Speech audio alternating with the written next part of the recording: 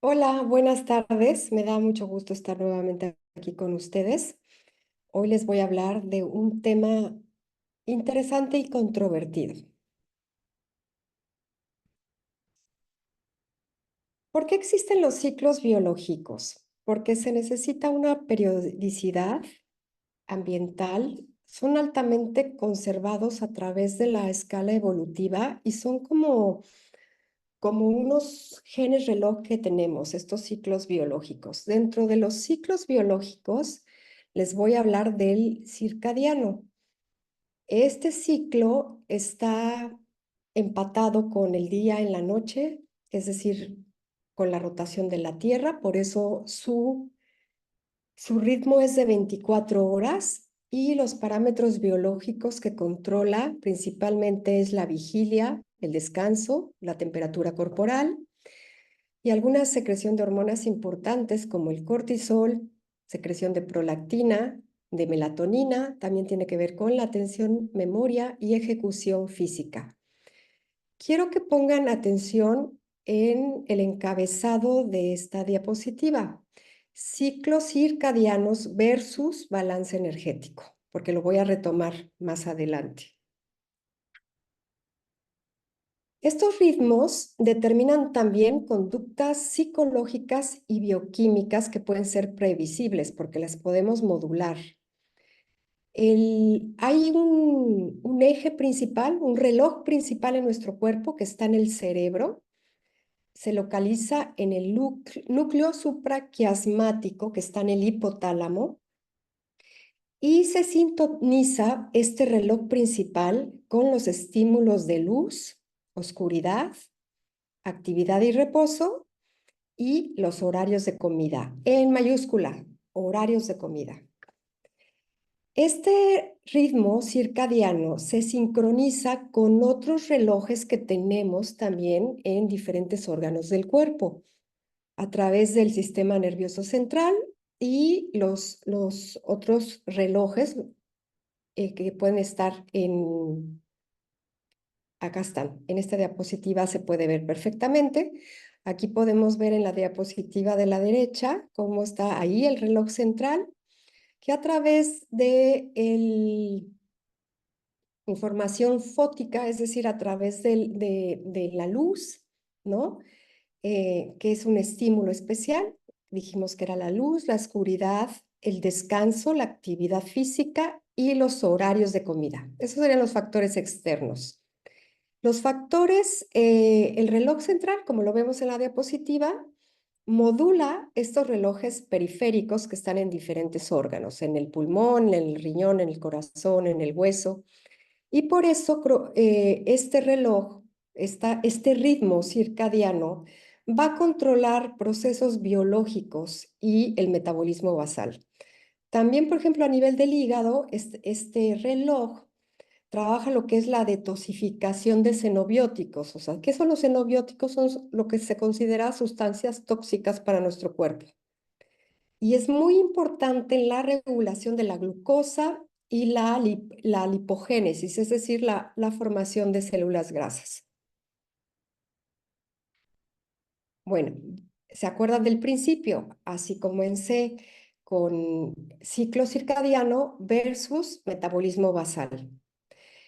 Me imagino que todos conocen qué es el metabolismo basal y el balance energético. Obviamente es un equilibrio que hay entre lo que el aporte, lo que comemos a través de los macronutrientes, como las proteínas, hidratos de carbono y lípidos, y del otro lado, el lado opuesto, está lo que gastamos, que esto está modulado por el metabolismo basal, el efecto térmico de los alimentos, es decir, cuando comemos también gastamos, las digestiones también tienen un costo.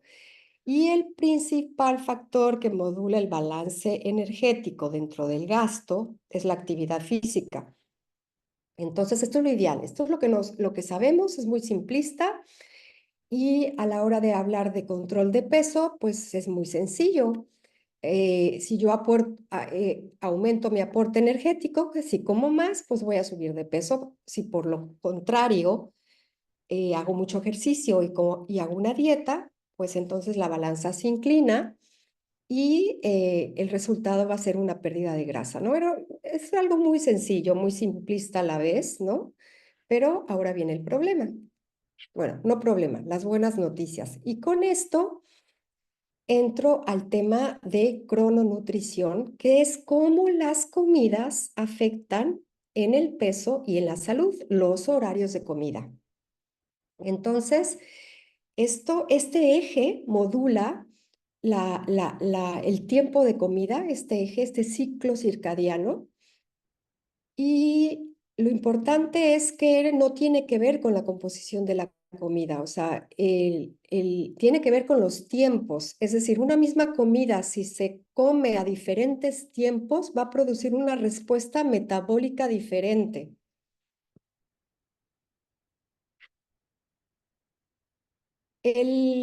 La ingesta de alimentos, como dije, está basado en los ciclos vigilia-sueño. Por eso es crucial mantener estos ciclos biológicos y para prevenir enfermedades y alteraciones metabólicas. Por eso es importante comer con las horas del día, ¿no? De alguna forma. Se conoce como cronodisrupción la alteración persistente de esta relación normal de los ciclos circadianos. Y es la causa de que se desajuste todo el sistema y por eso vienen alteraciones bioquímicas y inflamación, patologías, en fin. Esto es un artículo muy interesante. Este artículo creo que yo que es el eje de mi plática. Lo voy a retomar más adelante, pero quiero que vean, es una revisión de 8 de agosto, se publicó el 8 de agosto del 2024, o sea, casi días, acaba de salir del horno, ¿no? Y tiene que ver con esto, con los tiempos de comida y nuestros relojes, nuestros ciclos circadianos. Este estudio, obviamente antes se hicieron otros, hace años, siempre se empieza primero en estudios que no son en personas, sino en animales. Y por ejemplo, en este estudio, un ratoncito que es obeso, se le da una dieta energética, una dieta alta en calorías, ¿no? Y se le deja la comida a libre demanda, ad libitum. Es decir, el ratoncito podía comer a cualquier hora. Por otro lado, hay otra serie de ratones que se le da exactamente la misma comida, pero se le hace con horario restringido. Y como pueden ver, por los resultados es que el que no tiene horarios y come todo el día, es más, sube más de peso y el otro se adelgaza, ¿no? El mismo ejercicio se hizo ahora con ratoncitos delgados, se les dio una dieta hiperenergética, ¿no? Con hidratos de carbono, grasa, obviamente si comen así van a subir de peso, pero lo mismo, se sometieron unos a horario restringido y otros comieron todo el día, ¿no? El que come con horario restringido se mantiene delgado y es energéticamente más activo, y el otro, que era delgado, subió de peso. Los ritmos circadianos se involucran en la actividad de una enzima muy importante que se llama la lipasa sensible a hormonas. Aquí esto es una forma de justificar todo lo que les estoy diciendo de otra manera. Esta enzima es la principal encargada de movilizar los ácidos grasos del tejido adiposo. Está afectada por este eje hormonal que les estoy diciendo, hormonal endocrino del reloj principal. Tiene un ritmo interno, tiene su propio ritmo esta enzima y se ve que tiene mayor actividad en la noche, que disminuye a la mitad su actividad cuando se cena tarde. Y si se logra un ayuno de 12 horas desde la noche hasta el día siguiente, se duplica la actividad de esta enzima y por lo tanto durante las horas de sueño se podría perder peso. A la derecha, pues es el tema de que es el mito, siempre lo hemos sabido, pero no de forma tan precisa y con tanta evidencia, que es importante desayunar fuerte, comer más ligero y prácticamente cenar muy poquito, ¿no?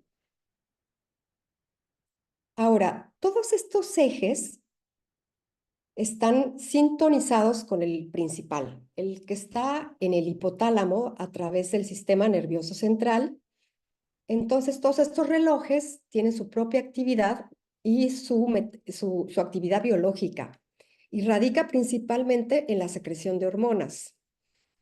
Vamos a hablar de ahora las hormonas pancreáticas, que están regidas por este eje, este ciclo circadiano, y cómo la insulina afecta, por ejemplo, o cómo influye en el tejido adiposo. Pues ayuda a que la glucosa sea captada por las células, aumenta la síntesis de grasa, de ácidos grasos que se depositan en el tejido adiposo como triglicéridos, y en el tejido muscular también aumenta la captación de glucosa, y gracias a este combustible se sintetiza proteínas y se mantiene, no hay catabolismo, es decir, la insulina es una hormona anabólica, construye, guarda. En el hígado almacena grasa y también almacena hidratos de carbono en forma de glucógeno. Inhibe la cetosis, la insulina. Ahora vamos a ver otra hormona, que es el glucagón, que hace totalmente lo contrario. Si una guarda, esta moviliza, ¿no? El glucagón en el hígado y en el tejido muscular, en fases de ayuno prolongado, ayuno durante el ejercicio intenso, aumenta la liberación de glucosa. Es decir, convierte esos triglicéridos en ácidos grasos y después en glucosa. Tiene una función también catabólica. Bueno, esta función de movilizar ácidos grasos se da tanto en el tejido muscular como en el hígado. También moviliza glucógeno, o sea, el glucógeno también se convierte en glucosa por ese periodo de ayuno o exceso de ejercicio. En esta diapositiva se ven las dos hormonas que se contrarrestan, ¿no? O sea, dijimos que una guarda, ¿no? Y la otra saca, ¿no? Entonces, si nosotros comemos, se secreta insulina precisamente porque se activa los sistemas de producción de glucosa, y esta glucosa se almacena, también se convierte en ácidos grasos y triglicéridos tanto a nivel hepático como en el tejido muscular. La captación de glucosa también forma en el tejido muscular, bueno, esta captación ayuda a regeneración de las fibras musculares. Son las líneas que están en rojo, la acción de la insulina. Las líneas que están en azul es lo contrario, o sea, el glucagón es una hormona catabólica, saca triglicéridos tanto de tejido adiposo como principalmente de tejido adiposo, ¿no? Para obtención de glucosa, o sea, combustible para las células, sobre todo porque el cerebro y los eritrocitos no se pueden quedar sin azúcar. El tejido adiposo también secreta hormonas. En este caso vamos a hablar de la leptina y la adiponectina. Se puede decir que son hormonas necesarias para el control metabólico y el gasto energético. Nos ayudan a regular el gasto energético, es decir, cuando nosotros empezamos a comer se secreta leptina, y esta leptina por vía sistema nervioso llega al cerebro y el cerebro recibe la señal de que ya hay comida, que se está comiendo. Entonces se produce un efecto saciante y la persona deja de comer, ¿no? También esto ayuda a que se capturen, más bien la grasa se captura en el tejido adiposo y se convierte en triglicéridos. Estas adiponectinas también ayuda a que la grasa se utilice a nivel hepático y no se quede ahí estancada. Y, ok, tenemos también, bueno, quiero mencionarles aquí algo importante. Por eso me quedé pensando en algo. La producción de estas adiponectinas tienen que ver con la cantidad de tejido adiposo que tiene la persona. Es decir, sobre todo tejido adiposo a nivel visceral, en el estómago, en el abdomen, en el que sabemos que hace daño.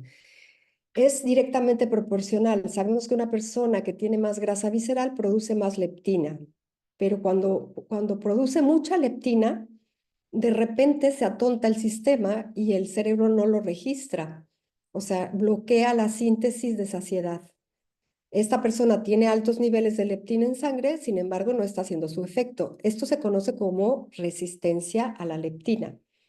Entonces, son esas personas que les cuesta trabajo bajar de peso y además que no tienen saciedad. O sea, se sientan a comer y comen y comen y comen y no se produce este efecto de llenura postprandial, ¿no?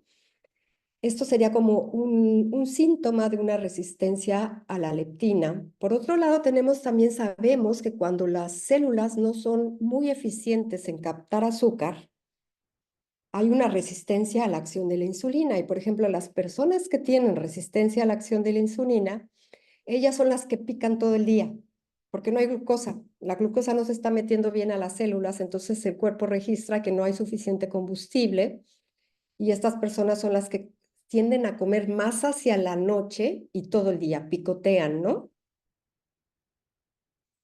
Estas son las hormonas secretadas desde el intestino, es decir, por ejemplo, la grelina es una hormona que se activa cuando el estómago está vacío. Entonces, ¿qué hace el estómago vacío? Le dice al cerebro que tiene hambre, no hay comida. Por el contrario, las otras hormonas a nivel intestinal, la colecistocinina, péptido YY y GLP-1, son hormonas saciantes, es decir, el alimento ya llega al intestino, se produce la liberación de insulina por parte del páncreas y también los músculos y el hígado y el tejido adiposo empiezan a captar glucosa. ¿Qué podemos hacer? ¿Cómo mejorar estos ciclos? Pues es muy fácil. Hay que tener una higiene de sueño, de tiempos de comida, de exposición a la luz, obscuridad. Son relojes que aquí lo puse, marcan la vida. Vimos que son importantes. Es un eje que tiene que ver con todos los demás ejes que están en todos los órganos del cuerpo y que tienen que ver con funciones biológicas y bioquímicas y el gasto energético.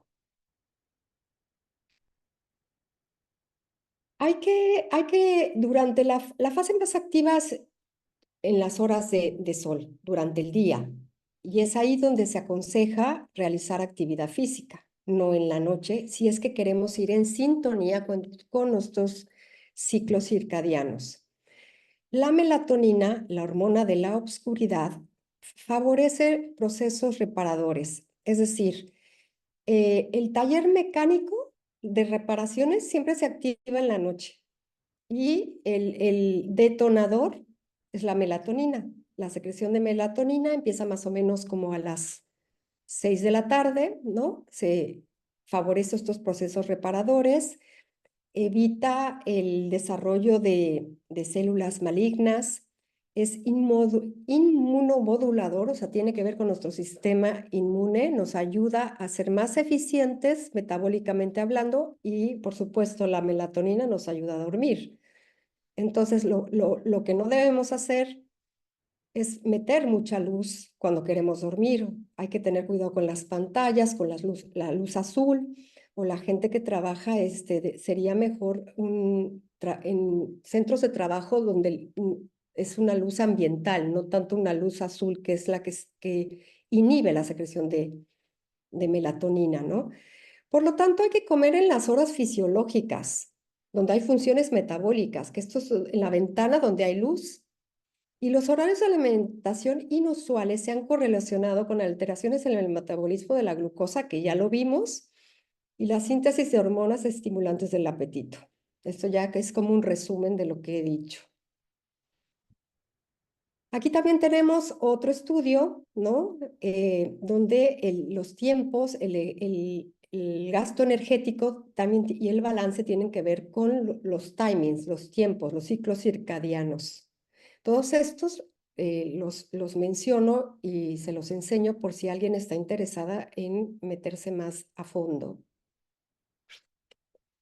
Con esto vamos a hablar ahora de que si los ciclos circadianos tienen que ver con el metabolismo energético y los sustratos, pues obviamente aquí nos metemos en los protocolos para bajar de peso y creo que esto es la aplicación de mi plática. Protocolos para bajar de peso tenemos, por ejemplo, el más sencillo, la restricción calórica, que su nombre lo dice, simplemente es dejar de comer. La balanza que les enseñé al principio, ¿no? En esta balanza simplemente dejo de comer o aumento el gasto y así consigo perder peso o perder grasa. Están los ayunos, los diferentes tipos de ayuno. Puede ser un ayuno que no sea tan drástico, pero sí quiero mencionarles que los ayunos muy prolongados, lejos de ayudarnos, nos hacen daño. ¿Qué hace el ayuno muy prolongado? Rompe las proteínas, tiene un efecto catabólico a nivel de las fibras musculares y esas proteínas es un autocanibalismo, ¿no? Entonces disminuye la masa muscular. Estos ácidos grasos también que andan circulando por ahí, pues por ejemplo se pueden ir al hígado. En un ayuno muy prolongado se acumulan triglicéridos, se acumula grasa y favorece la esteatosis hepática. Y de ahí nos saltamos a una resistencia a la insulina, tanto a nivel hepático como en las fibras musculares y pues un síndrome metabólico, ¿no? O sea, estamos encendiendo toda la llama. Y finalmente, el alimentación con tiempos restringidos, que es el otro tipo de dieta. De ahí salió el artículo que se publicó en agosto, que les mostré, la alimentación de tiempos restringidos muestra beneficios fisiológicos muy importantes, tan importantes como si hiciéramos un ayuno intermitente. La diferencia es que este tipo de dieta con horarios restrictivos es mucho más llevadero, tiene que ver, es más representativo con nuestro tipo de vida. Esta puede ser una ventana de 12 horas sin dejar de comer, de 12 a 14, creo que 16 serían muchas. Y es un tipo de alimentación que perfectamente se sincroniza con los ciclos circadianos. No tiene que ver con la ingesta de calorías ni lo que comemos, es totalmente con los ciclos y los horarios de comida. Por eso, por ejemplo, una persona que cena a las 8 de la noche, si queremos lograr una ventana de 12 horas de ayuno, desayunaría a las 8 de la mañana. También podríamos hacerlo con más énfasis, pues, comer a las 6 de la tarde y desayunar a las 8. Ahí logramos una ventana de 14 horas. Eh, Se ha visto que este tipo de dieta no sobrecarga la digestión, por eso es mucho más llevadera la función digestiva, no altera la microbiota intestinal en comparación con otras dietas como el ayuno intermitente. Y eso sí, nada más que al momento de despertar es muy oportuno hacer el desayuno inmediatamente. Aquí está, aquí está la revisión de, de, de estas dietas, donde se valoraron diferentes tipos de dietas y los resultados que se obtienen. Es una revisión de muchos años y con muchos protocolos y muchos estudios. En estos estudios se valoraron gente con sobrepeso, con obesidad y diabetes. Esta gráfica, una imagen dice más que 1000 palabras, porque aquí, por ejemplo, vamos a ver las diferencias que hay. En el cuadrito azul sería una dieta con restricción calórica, es decir, sin orden y simplemente como menos, ¿no? En el cuadrito del medio es una combinación de una dieta con restricción calórica más ayuno intermitente. Y en el cuadro de la derecha tenemos los diferentes tipos de ayuno intermitente, donde se valora una combinación de días alternos, es decir, días con ayunos muy prolongados y otros días que no tengan ayunos tan prolongados y se alterna. Y finalmente, en la parte de abajo, ahí está valorado lo que se llama la alimentación con horario restringido. Como podemos ver, obviamente en todas las dietas que se baja de peso, pues mejora el peso, mejoran los niveles de colesterol, mejora la inflamación, el estrés oxidativo, la sensibilidad a la insulina, las citoquinas inflamatorias, en fin, todos los parámetros metabólicos ya sabemos que eh, el tratamiento es bajar grasa, ¿no? Bajar de grasa. Aquí podemos ver prácticamente que los mismos resultados que se logran con la restricción calórica y el ayuno intermitente lo tiene la alimentación con horario restringido. Es más, mejora todavía más la sensibilidad a la insulina con este tipo de dieta que les demuestro en el artículo. Y por supuesto, como les dije, o sea, su adherencia es mucho más fácil, es más llevadera y está respetando los ciclos circadianos. No tiene otra ciencia más que respetar los ciclos circadianos. Todavía no nos metemos con la composición de la dieta, nada más estamos hablando de horarios y ciclos. Entonces, perdón, en resumen, en estos estudios clínicos y preclínicos vemos que estos protocolos de tiempos de horario restringido tienen un resultado impresionante a nivel metabólico. Ya lo vimos en la diapositiva. Como mencioné, se sometieron personas con obesidad, sobrepeso y diabetes tipo 1 y se proporciona también información, como les dije, sobre la microbiota, porque ya otros tipos de ayuno han demostrado que sí altera los microorganismos del colon, ¿no? Lo que es la microbiota. Aquí vemos cómo se analiza la ventana de 12 horas, la alimentación donde se deja de cenar a las 8 de la noche y se desayuna a las 8 de la mañana. Los picos de insulina, que son en cada una de las comidas, en esta ventana donde hay luz, sintonizada con el ciclo biológico, y vemos que en las horas nocturnas, en la noche, y a primera hora en la mañana, antes del desayuno, es cuando se produce la lipólisis, es decir, se baja de peso, se quema grasa. Ahora, ya vimos que estas dietas simplemente se está analizando los tiempos de comida con el metabolismo energético, nada más, pero que podemos hacer mucho más y a continuación lo voy a mencionar. Aquí es otro estudio donde habla cómo los alimentos ultraprocesados generan más obesidad. ¿Y qué vamos a hacer ahora con toda esta información? Bueno, ya sabemos que si establecemos unos hábitos de sueño, higiene del sueño, que si regulamos nuestras comidas, las estructuramos y las sintonizamos con nuestros ciclos circadianos, va a ser más fácil que perdamos peso. Y si además ponemos atención en lo que comemos, o sea, una alimentación consciente como la que están llevando ustedes, ¿no? Sin procesados, bajan hidratos de carbono o hidratos de carbono complejos, más bien grasas de buena calidad, vegetales de buena calidad, que sería una dieta mediterránea antiinflamatoria, pues imagínense si esto lo llevamos y lo acomodamos como debe de ser, o sea, pues de alguna manera puede ser información muy útil y que les puede servir. Con esto termino y muchas gracias por escucharme y nos vemos pronto. Hasta luego.